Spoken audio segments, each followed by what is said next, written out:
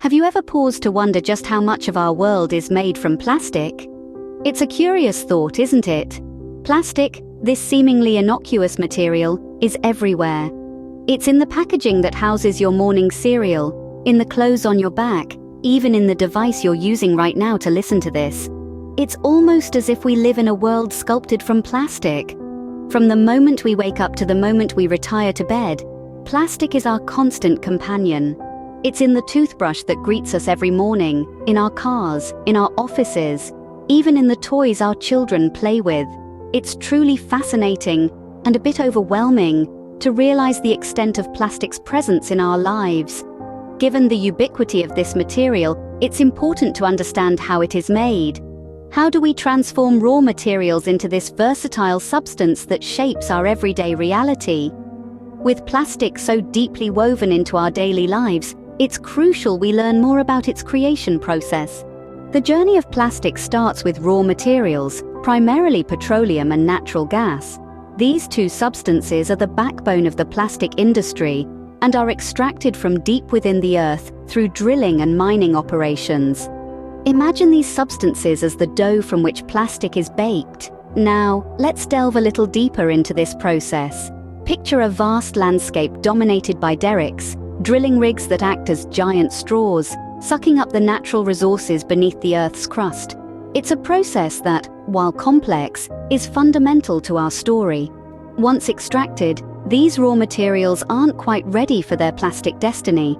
They need to be refined, a process that transforms them into a more usable form. This is where the magic truly begins. In the refining process, petroleum and natural gas are broken down into smaller molecules through a process called cracking. Imagine this as breaking a cookie into crumbs. These crumbs, or hydrocarbons, are the building blocks of plastic. The refining process is a bit like a sophisticated cooking class. The raw materials are heated to high temperatures and then cooled, a process that causes the molecules to rearrange themselves. It's a bit like a molecular dance, where the partners swap and change until they find the perfect match. This results in a variety of hydrocarbons, each with their own unique properties. Some are used for fuel, others for lubricants, and a select few are destined to become plastic. It's these ones we're interested in, the ones that have the special characteristics needed for plastic production. These hydrocarbons are further refined and treated, undergoing a series of chemical reactions to create polymers. But we're getting ahead of ourselves. That's a story for another scene. So we've seen the beginnings of plastic, but what happens next? The magic of plastic creation lies in a process called polymerization. This is where the real transformation happens, where simple hydrocarbons are converted into the building blocks of plastic, polymers. So how does this happen? Let's break it down. We start with hydrocarbons, which are simple organic compounds made up of hydrogen and carbon atoms. These hydrocarbons can be found in natural gas and oil, the two most common raw materials for plastic production. Now, these hydrocarbons aren't useful for making plastic in their natural state. They're too simple, too small.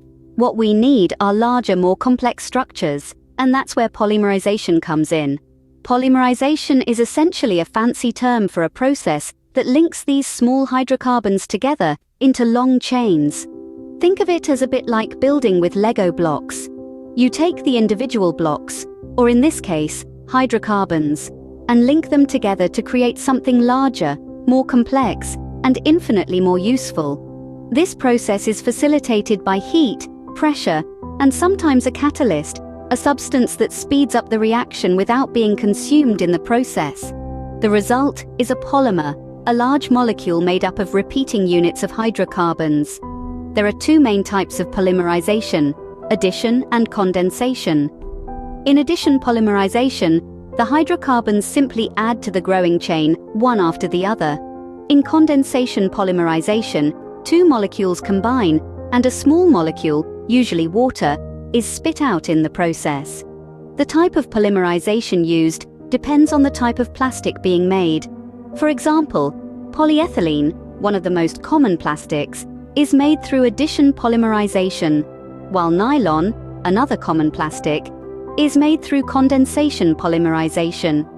The beauty of polymerization is that it's a process that can be tweaked and adjusted to create different types of plastic with different properties. By changing the type of hydrocarbons used, the type of polymerization, or the conditions of the reaction, we can create everything from flexible plastic bags to sturdy plastic chairs. Now that we've created polymers, we're one step closer to our finished plastic product. It's from these polymers that the plastic we're so familiar with takes shape. Imagine a bundle of spaghetti, long, tangled and flexible. That's what our polymers look like on a microscopic level. Now, our challenge is to transform these polymers into the wide variety of plastic products we use every day. How do we do this? Let's dive in. The first step is to heat the polymers. This is done in a process called melting or extrusion. Here, polymers are heated until they become a viscous liquid.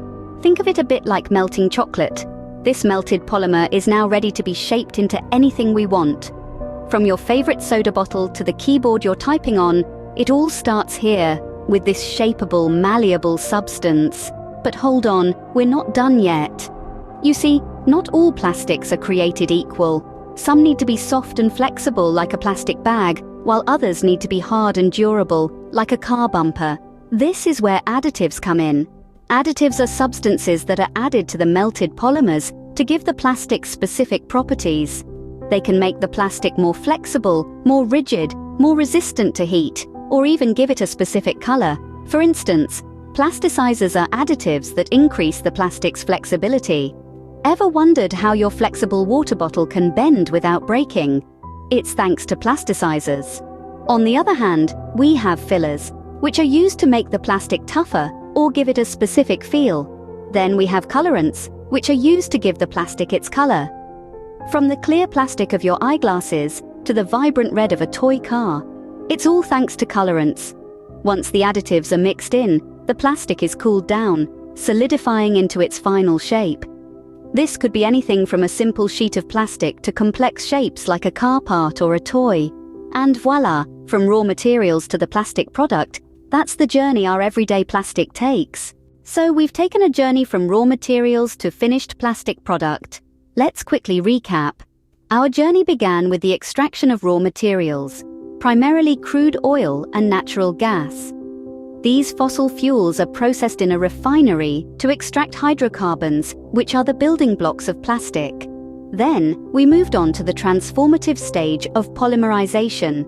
Here, the hydrocarbons are converted into polymers, long chains of molecules, through a process called cracking. Finally, we arrived at the last stage of the process, the transformation of polymers into the plastic products we know and use every day. This could be anything from your favorite water bottle to the keyboard keys you're tapping on right now. And there you have it, the complex journey of plastic, from buried fossil fuels to the everyday items in your hands. Next time you use a plastic item, remember the journey it's taken to reach you.